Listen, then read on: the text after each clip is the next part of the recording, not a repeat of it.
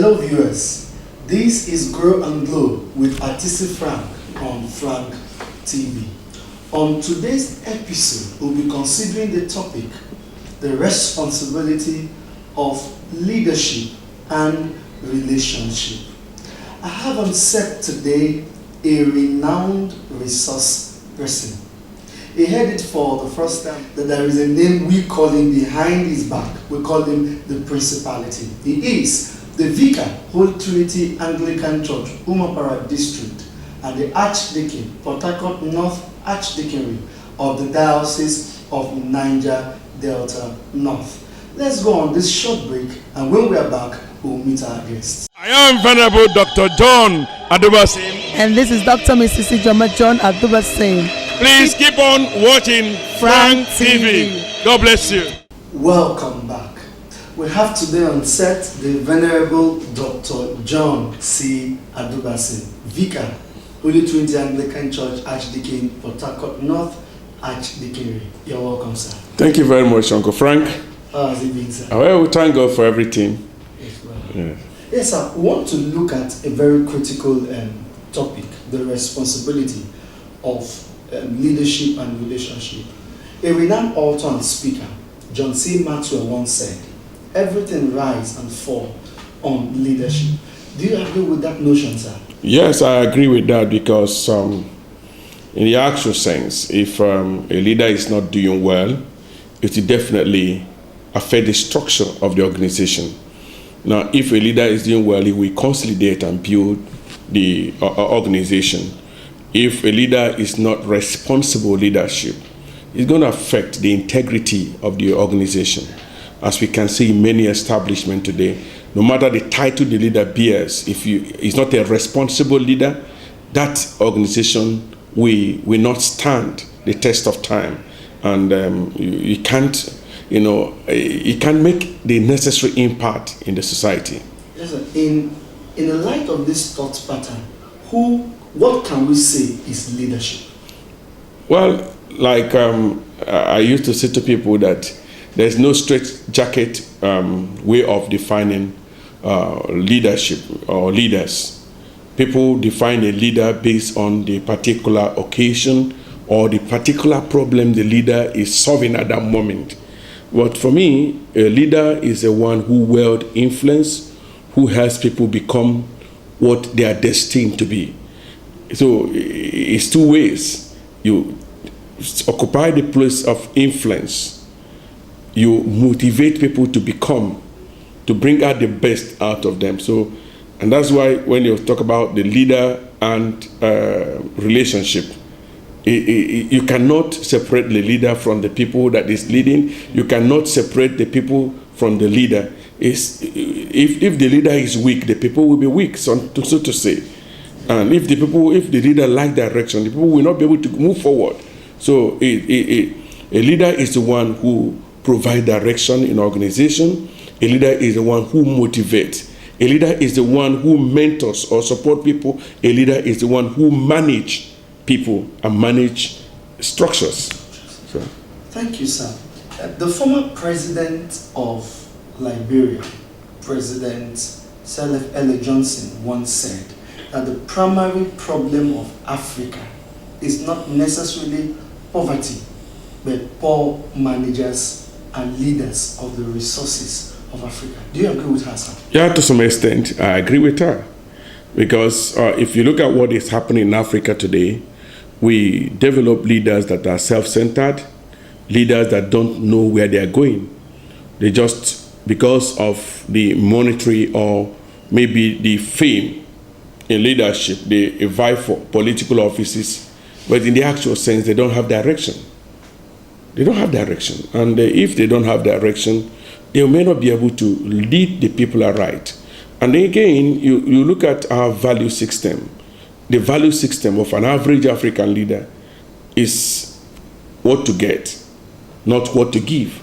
So leadership for me is not about what you get, but what you can give.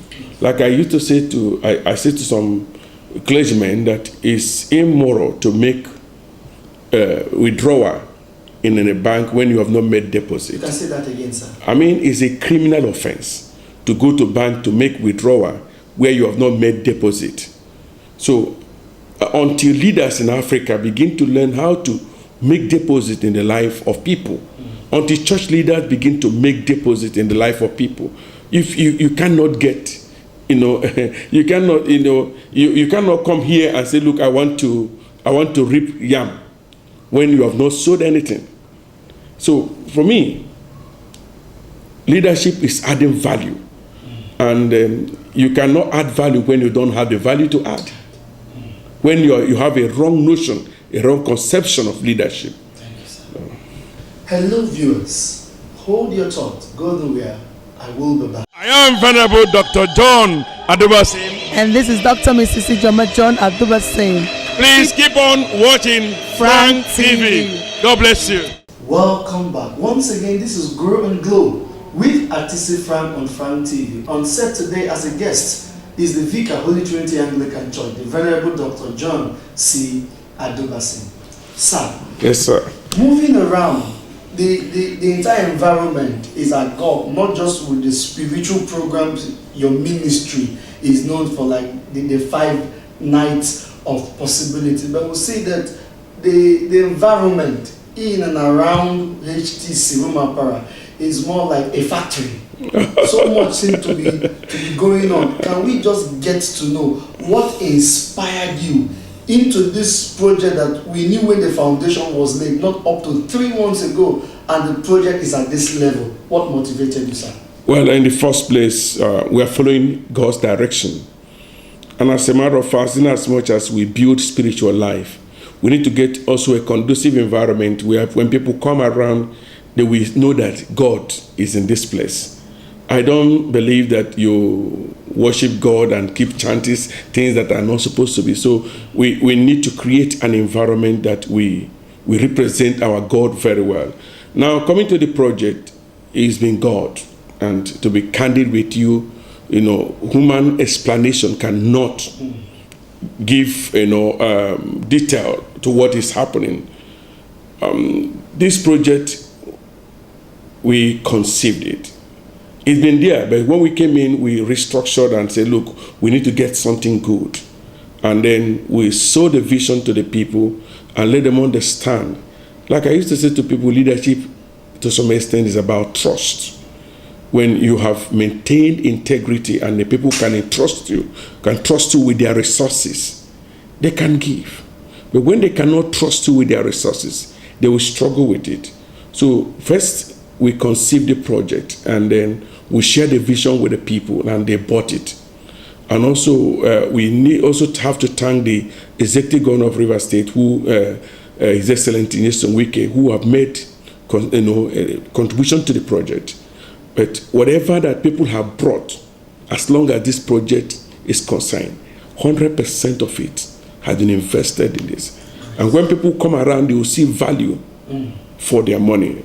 Like I mentioned some time ago, that even non-Anglicans, when they pass through here, they will see one of them walked in here one day and made donation towards the project. He's not an Anglican, but he felt that for some time I've been passing here, but I've not seen this kind of massive project. I want to be part of it.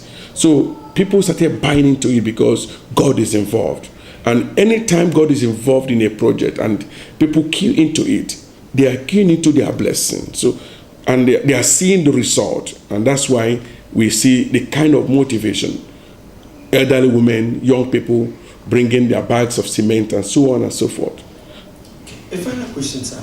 So there are people who really want to start big dreams, big projects. They consider the resources, they consider all that. So in view of all this, what do you say to them in the context of leadership and dreams actualization?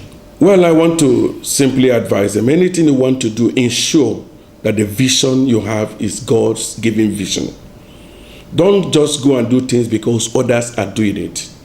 But if God directs you to do something, He will make resources available for it. If you trust Him, there are so many things we wanted to do.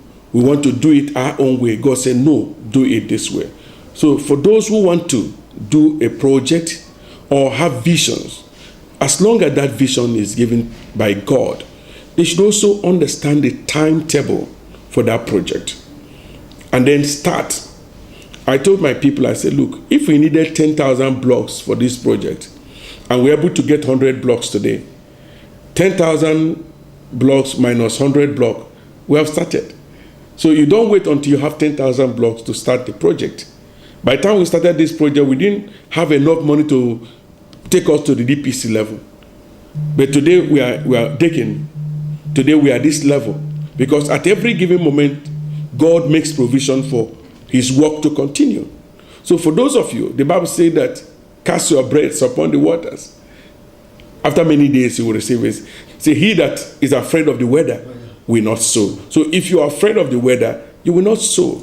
Any God's given project will be sponsored by God. God will bring people that will sponsor the project. Thank you, sir. Thank you. We are grateful on behalf of Frank and FrankTV team. We are grateful for your time. Your final words. Okay, my final word to you. Well, first of all, I want to thank Frank for what he's doing, and I want to encourage you to keep watching FrankTV. For those of you that have weddings, events, you want to anchor, I can vouch for FrankTV. They can give you a nice job. They can help you to restructure your church media team. They can be part of training and other logistics. So keep contacting FrankTV, keep watching FrankTV, and God will continue to bless you. For those of you that are in a position of leadership, try to fear God. Build a life of integrity that will ensure that people will trust you. Because when people trust you and trust your leadership, they will be able to follow you. But no man will follow you when they can't trust you. Thank you, and God bless you. Hello, viewers. I believe you were blessed on today's edition, and I trust you were inspired by the wealth of experience of our guest, the Venerable Dr. John C. Adubasim. We want to thank you for watching FrankTV. Keep watching FrankTV. This is Grow and Glow with Ataisi Frank. God bless you.